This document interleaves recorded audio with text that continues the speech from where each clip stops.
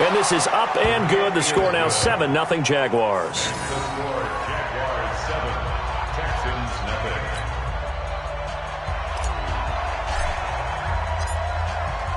Set now to kick this one away, and off it goes. And that'll carry over the back line of the end zone for a touchback.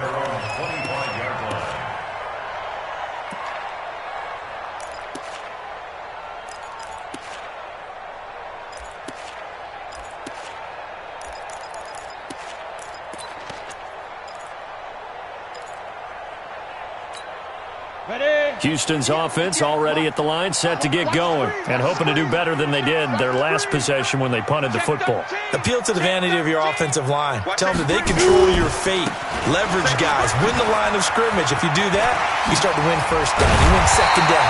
And guess what? You start accumulating first downs, and that's what they need in order to not punt the ball again. Give them 17 on the pickup there, and the Texans also get a new set of downs. One play has them up past the 40 already, and another 1st and 10. They'll run with a backup. This is Williams. And that one blown up quickly, as he's going to be stopped before he could even get started. They'll wind up losing 3 yards here. And it'll bring up a 2nd and 13. Hey, exit. 2nd and 13. It's caught. Lockett. And he's going to have another first down as the tackle's made at the Jaguars' 42. So in Jacksonville territory now. Here's a 1st and 10 at the 42-yard line. This is Freeman.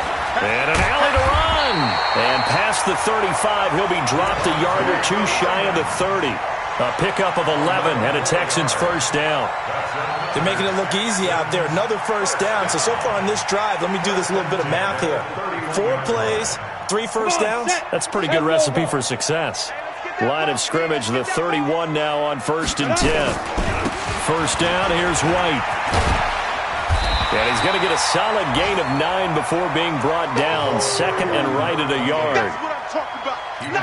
A nice run here early on. It doesn't take a great play caller to realize you want to establish a guy of his caliber with runs like this early, because they will pay dividends as the game progresses.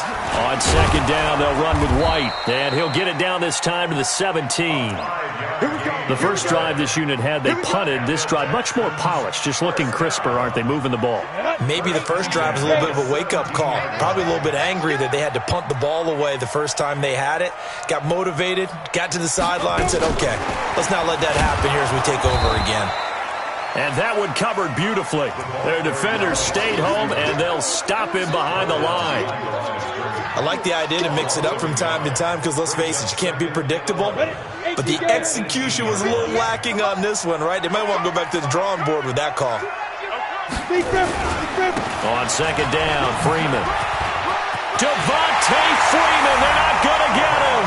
And he's in. Touchdown, Houston. Devontae Freeman with touchdown number 12 on the year, as his guys are on the board here in this first quarter. Solid job up front, really just a solid job all the way around to get that one in. That was well executed, wasn't it? Well blocked, well run. End result, 6 points. Touchdown. Extra point up and good by Bullock, and we are tied at 7. So all even at 7 now as they kick it away. This one fielded at the 5. And a good return as he'll be stopped just shy of the 30-yard line. First and 10 at their own 29-yard line.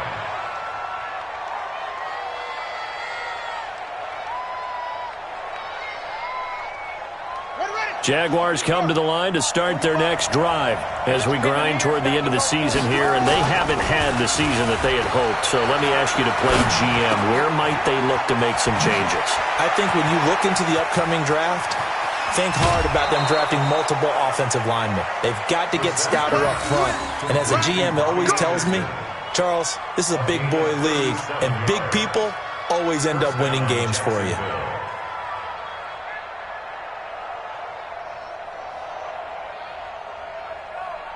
So the big play changes the complexion of things. Here's 1st and 10 just outside the 30. This is Elliott. And he'll get a little over 2, maybe a full 3 down to the 32-yard line. A gain of 2 brings up second and 8 at the 30. These two teams all tied after 1. The Jags with the football to begin the second quarter as they've got a 2nd and 8 forthcoming.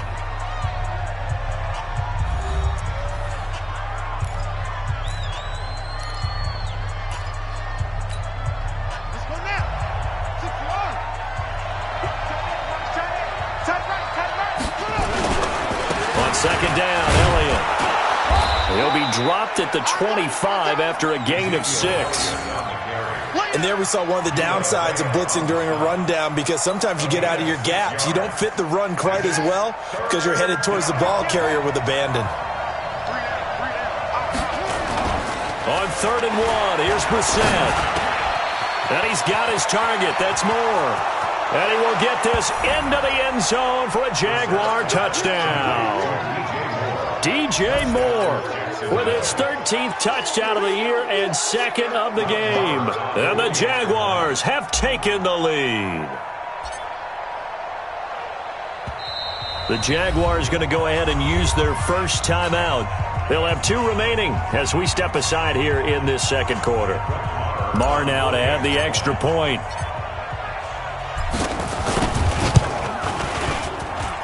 And he's got it. It's now a 14-7 ball game. Jaguars 14, Texan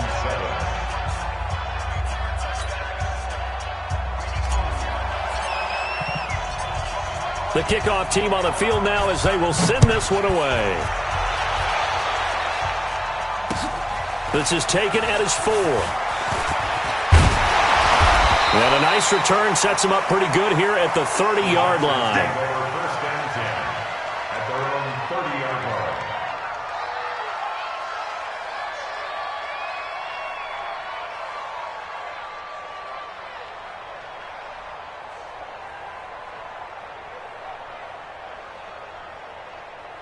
The Texans offense ready to go here for their next drive. They trail a 1-score deficit, 14-7, as they come up 1st and 10. Freeman.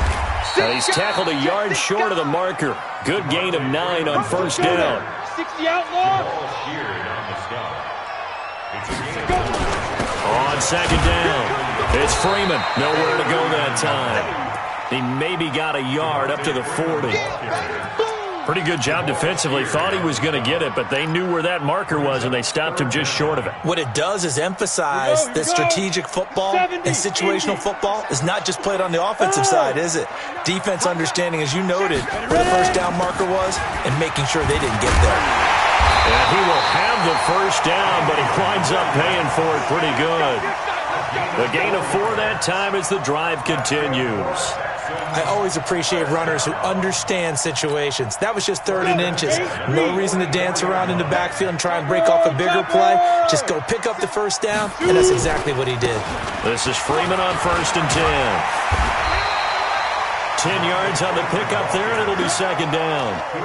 On any explosive run, you can almost feel the ground shaking, and that's from the offensive linemen creating space for their runners. I had an old coach tell me before, they always told his runners, run around the offensive line in pregame. Get used to the ground shaking so you don't trip and fall when it happens in a game. And he's going to get hit at the line of scrimmage and driven backwards. They'll say no gain on the play, so it was looking good, but nothing there, and now it's 3rd down and inches.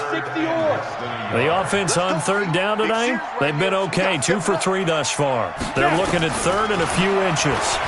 He can run for it, and he will. And he has the 1st down yardage before they bring him down right at the 45. He'll wind up getting 2 there as he does it himself and picks up the 1st. All runs on this drive so far. It's 1st and 10. You got nothing. Here's Freeman. Just a yard on the pickup there, and it'll bring up a 2nd and 9. Well, we saw him there trying to get it to the outside, trying to get to the perimeter, but not a whole lot of room there. But there's got to be one positive to that. If you keep moving laterally, creases tend to develop as the game moves on, and they can run it back inside later.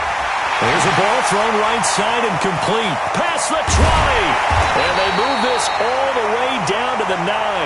It's a gain of 34. With that grab, he now sits at 200 for his career, and maybe more importantly, a first down.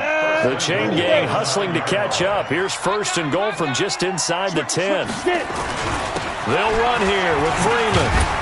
And the result here, a pickup of 8. Leaves him with 2 to go on second down. He's hit pay dirt a lot this year, but not that time. Yeah, I'm tracking right there with you. You're exactly right. He's found the end zone plenty of times. No way I can find any fault with the call. He may not have scored there, but of course you're going to give it to him. Good yardage on first down. Now can they punch it in on second and goal? They'll look to run with Freeman. And he's in for the score. Touchdown, Texans.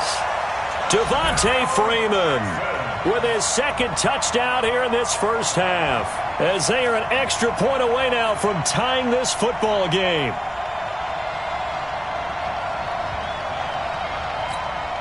Here's Bullock now for the extra point.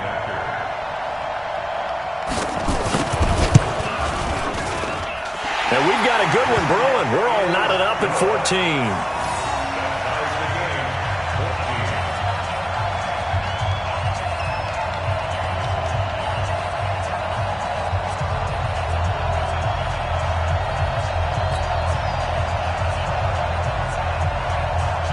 This one tied at 14 now as he sends this one away. And they will not get a chance to return this one as it's through the end zone for a touchback.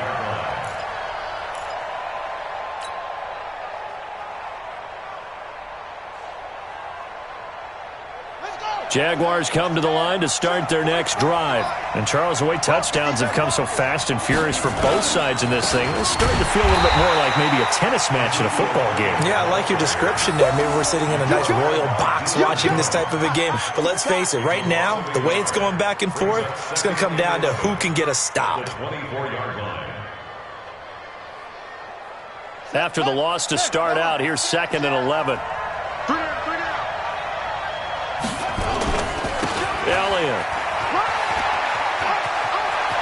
And he is out of bounds right around the 34. So from second and long, now we go very manageable. Yeah, they love that back with a strong run game if you want to. And if you're in 4-down territory, that really opens things up for you.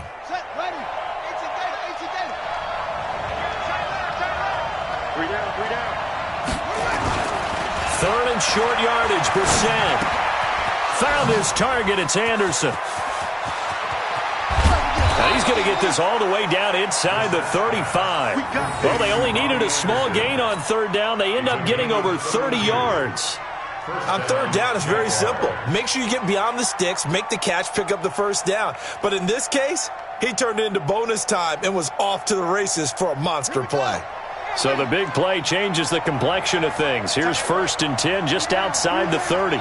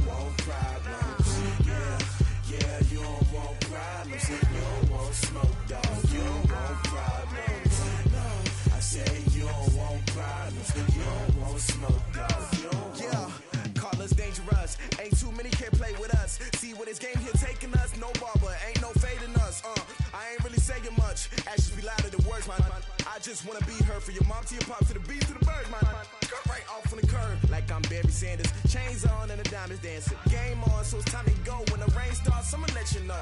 Name a squad that is better than